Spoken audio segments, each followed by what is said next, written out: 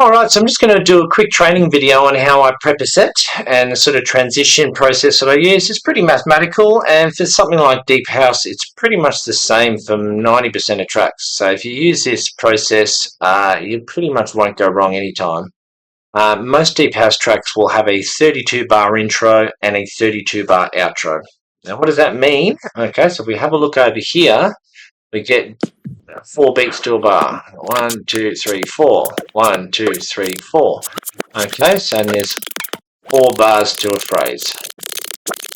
And so you have these groups and sections that Rekordbox has. If you can have a look over here, you've got up, up, and then we can see chorus, chorus, chorus. So it breaks it all up into phrase. So if you mix using phrases, you will do really well with your transitions and on the dance floor, because people instinctively, we have biorhythms and body clocks, and we instinctively count.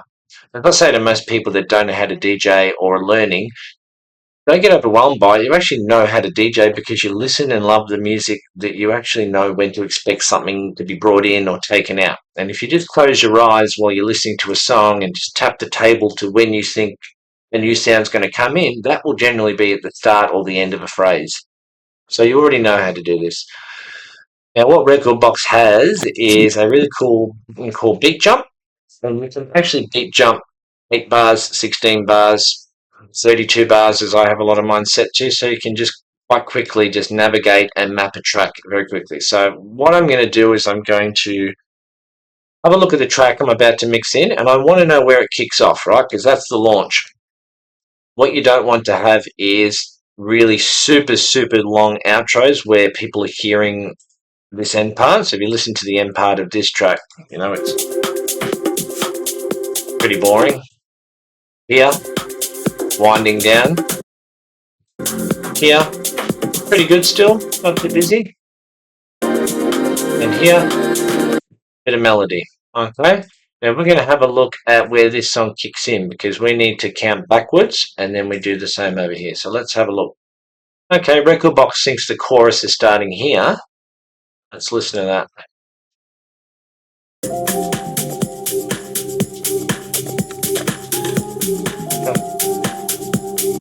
Okay, not much happening there.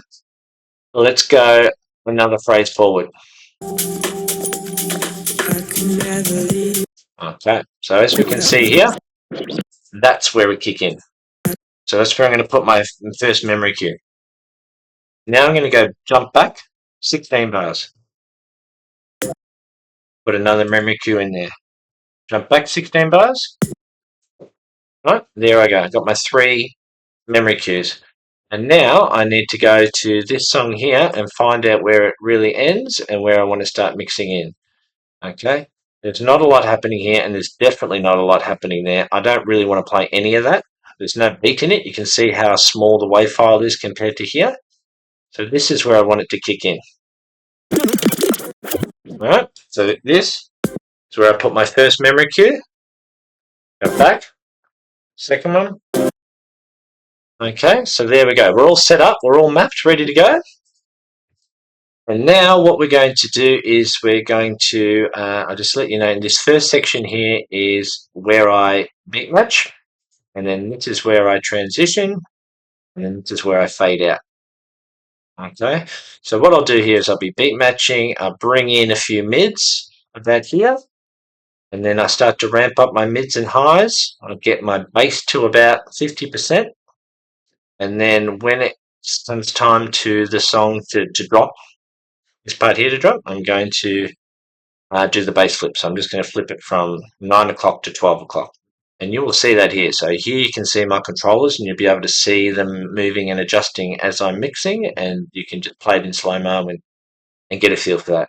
I do probably 50 to 100 micro adjustments, but typically when I do adjustments on my EQs, I will be doing them at the beat, sort of 1, 2, 3, adjust, 1, 2, 3, adjust. So because people expect every bar, 1, 2, 3, 4, they expect on the 4th one to have something added in or taken away. So you can use that to your advantage by actually adding in some of the song you're mixing in and checking out some of the other, so that by the time you get to the end of it, you've already brought in most of the song, and it's such a smooth transition. Right, so let's give a look at how this sounds like. I'll go back here, and we're going to hit play, and then we're going to do a transition. I also EQ transition, so you can set your EQs up for isolator mode, which means that when they are all down at the 0, at the 6 o'clock, that you hear nothing, not a single thing coming through. That's what you want, because you can do so much more adjustments and you can match the songs perfectly. If you find the highs clash, you can just keep the highs out. If you find you've got vocal on vocal, you can drop that out. If the basses are clashing, you can drop that out.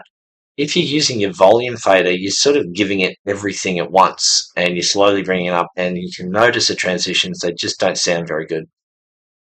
Alright, so let's hit play and we'll do a bit of a transition and see what it sounds like.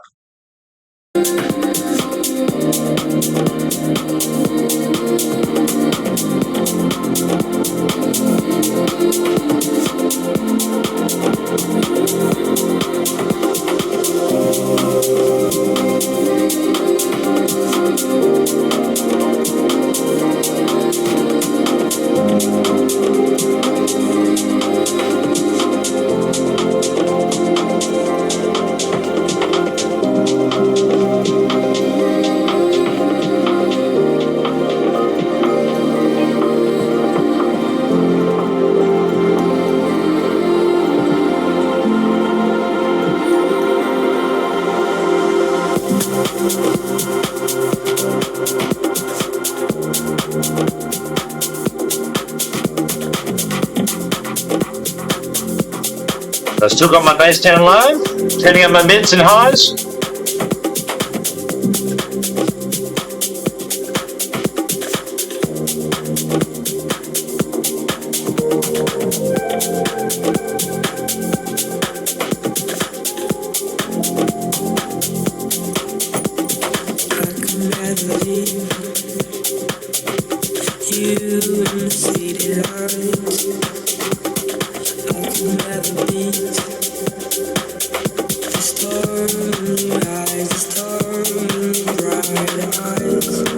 And I'm still keeping the outgoing song in because they sound really well good together.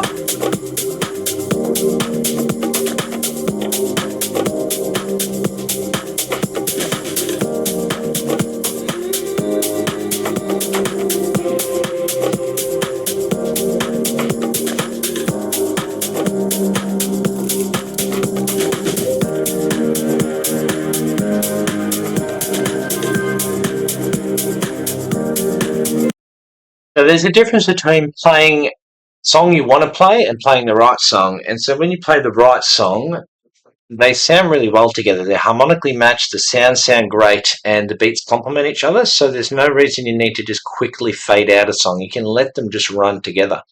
And sometimes you have really happy accidents where you make your own mashup on the fly because you're just bringing in vocals over the top of another beat. And they're like, what, actually? And that's how I've made actually some mashups in the past that have been played by some Danujna artists, surprisingly. So that's a process, and if you go back and watch this, you'll see sort of what I do with the mids and highs. But typically what I'll be doing just in slow motion is when we're back here,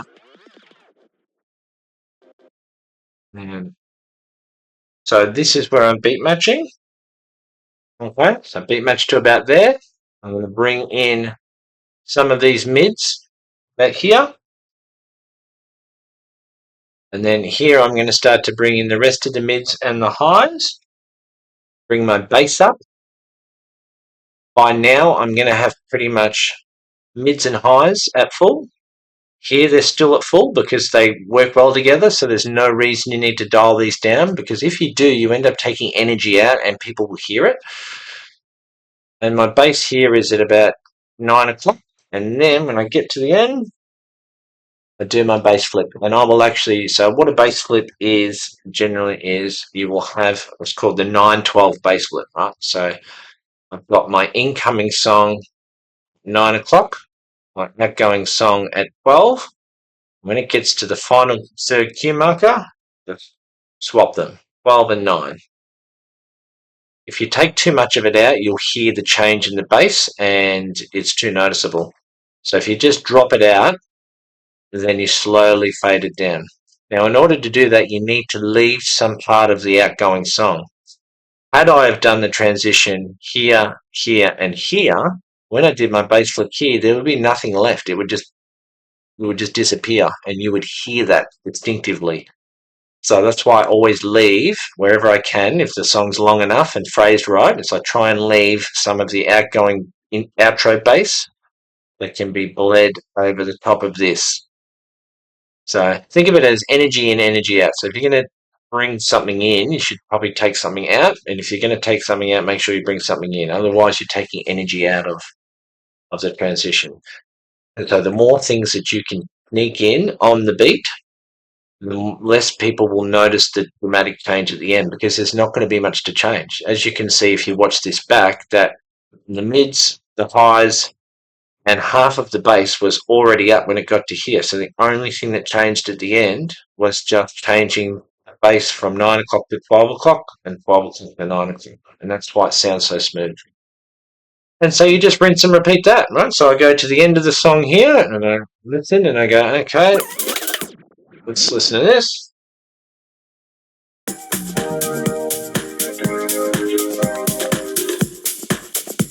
Okay, not a lot happening there. Not a lot happening there. And not a lot happening there. So you can see here it's purple, so it's fading out. So what I would do, I'd memory cue there, and that's ready for my next song. And now I can just pick the next song and I just do the same thing. Let's just pick this random track here.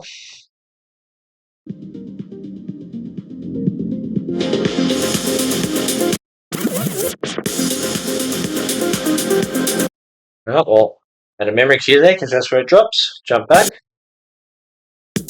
And jump back. Right, and without even seeing how they sound, let's just do a quick mix and see what happens.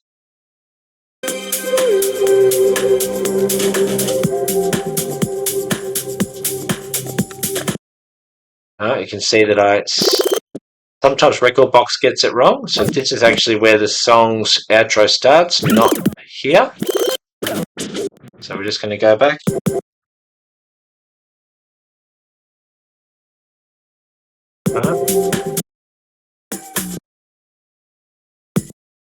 Alright, and now we just add those again. So that's where you always get to listen, right? That's where you listen to the outro, and alright, so you can clearly hear this is where the outro starts. Alright, so let's now give this transition another go.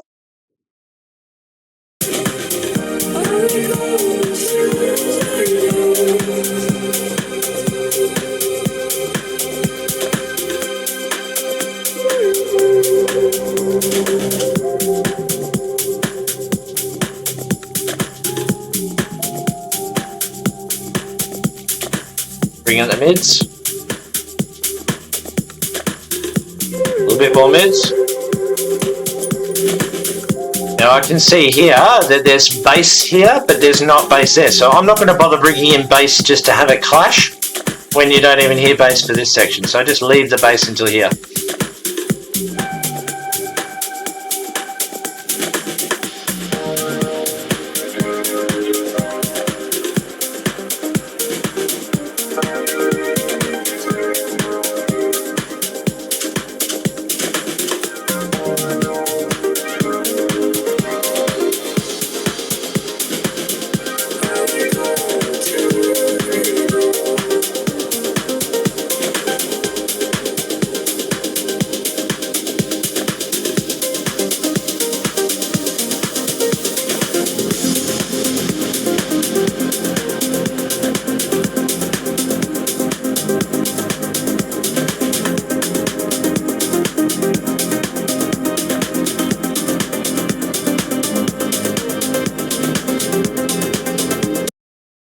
There you go. That's simple. So you just get into the habit of just mapping your tracks, and you just go through and just listen to songs. Go, yep, okay, I can hear lots of pianos and pops and clicks. It matches, the bass is warm, it matches this one, and find songs that all sound really well together. And then just go in and map them like this, and then that's all you do. Simple. Enjoy.